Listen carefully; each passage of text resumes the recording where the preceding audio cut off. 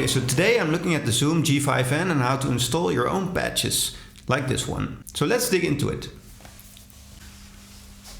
Okay, so I've created a few of my own patches right here. Some I've downloaded from the library and some I've entered on my own. So you can see these are the first 4 that are in the bank. These are different from what's in the memory bank on the Zoom G5N factory settings. But if you want to keep the factory settings, you can always go to the last ones. So you see there's a lot of empty ones here at the back. So 197, 198, 199 and 200. And also a lot of extra empty memory banks. And you can start inputting your own sounds into these empty memory banks. So if we click on the last one, number 200, now we're editing number 200 and here we can input our own sounds. As you can see here, the number 200 is empty at the moment. There are no effects in there, no gaps, no amps and no effects. If we go back to the first few, and I've selected my last effect patch over here, you can see that there are different amp models and different effects in there. Now there are 2 ways of editing your own patches. You can start with one that's in the memory bank and edit it from there. Just click on memory and stomp over here, and then you go into the editing mode, in the stomp box mode. Here you can click on different effects to add them to the effect loop, but you can also start editing all of the different aspects of one particular effect and even change the effect out for another one. So this is pitch shift, and now it's a mono pitch, and now it's an APS effect. And in the manual of the Zoom G5N you can see all of the effects and amps that you can choose. Now one thing you have to look out for is the order in which the effects take place. Just like with your own pedal board, you want to keep certain effects in front of the chain and other effects at the back of the chain. And it also matters where you put your amp and cabinet in the chain. So here I have a pitch effect and a boost effect before it goes into the amp. And then the amp goes into the cabinet. You always want the amp before the cabinet. And then there's some extra reverb effects that go in the chain after the amp and the cab. I like the way that sounds. But you can also put your delay effects before the amp. So that's an echo effect and a whole reverb. And lastly, there's a pedal volume. So this depicts the order in which the effects are laid out on these different stomp boxes. So if we change this one, the mono pitch, to the pitch shift, you can see that this effect is also changed to the pitch shift one. And now it's back to mono pitch. So you can use one of the memory banks that are pre-installed in the factory settings and change them the way you like it. And when you change an effect, it immediately changes the sound you'll get from the Zoom G5N to your amp, or to the way I do it using the USB to record this directly. Now if we go to an empty patch again, number 200, I have to go out of the memory and stomp box to go back to the viewing mode of the different patches that are in there. And then I go back to the number 200, which is empty, and I press the memory stomp again. Now you can see there are absolutely no effects in any of these places. So this is the first place, and I can select the effect I want by using the up and down arrows. So right now it's a compression. So my first effect is a compression effect, first effect in the chain. Now I can create the next effect right here, rack compression. I don't want more than one compression in one effect loop. Limiter, auto wah, resonance, crybaby, filter, EQs. So there's a lot of different effects you can choose from. And I have a video on all of the different effects and how they sound. So you can take a look at that as well. So these are a few filters. And I added a drive to here. And you can see each effect also has a few settings that you can change. So the tone, overall tone of the compression, or the volume output of it. The attack is the slow or a fast compression. And the drive also, you can select if it's a boost on or off with this particular drive. You can change the gain, so that's more distortion, the overall tone of it, and the volume output of this one. And now I'll select an amp So I've got a compression, then a booster drive pedal, and then they'll go straight into an amp. You see there's a lot of choices.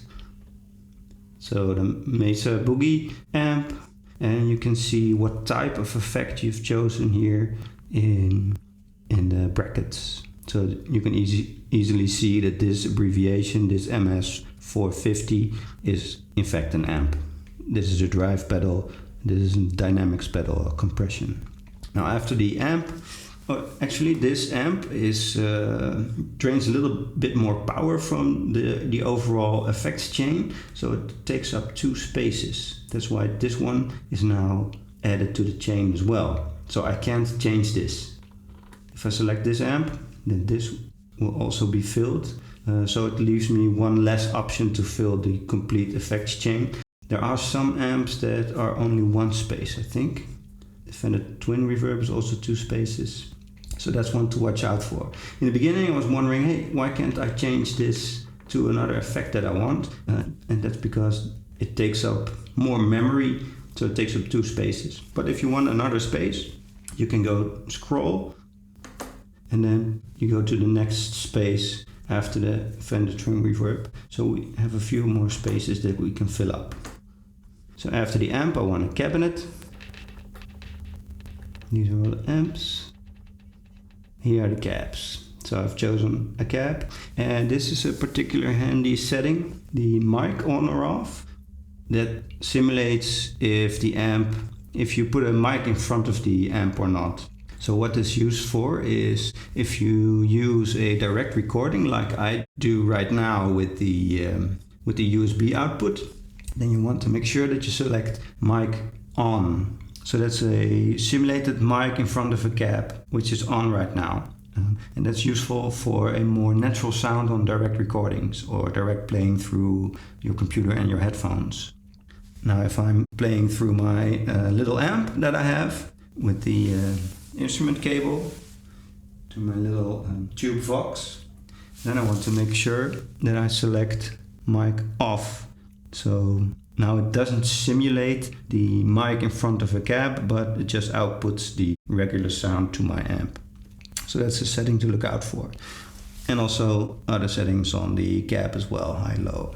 Now after the cabinet, I like to set a little reverb. I also like to play with a little reverb to just give it a more of a full sound. And tape echo. You can also set the time, the mix and the tail for the tape echo. Okay, so now I've created my effects chain in an empty patch, and let's see how it sounds.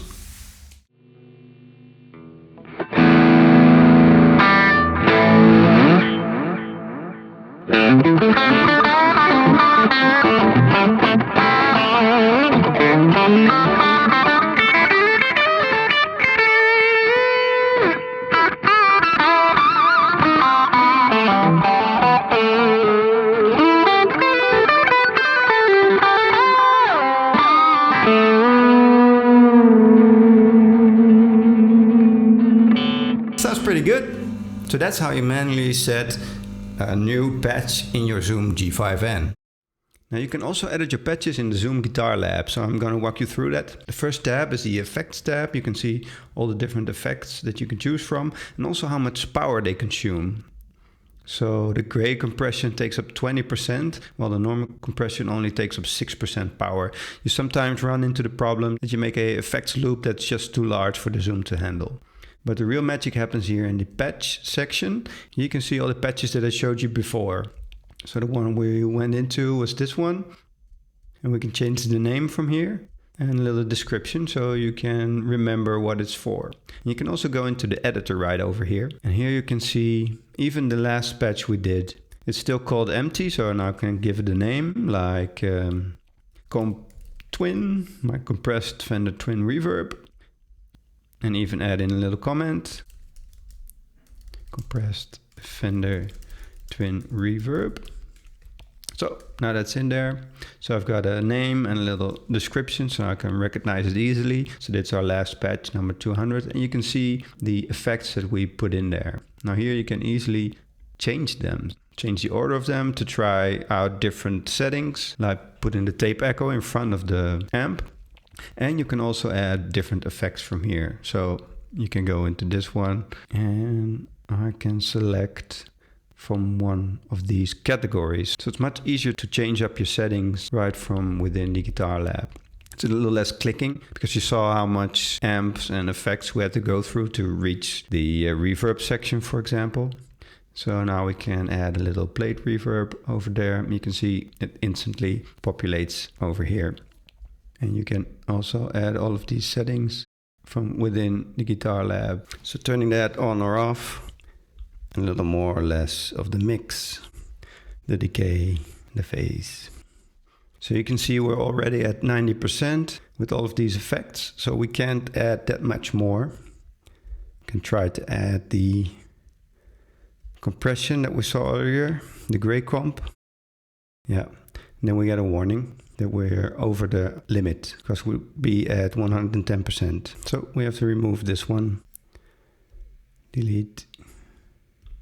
Up.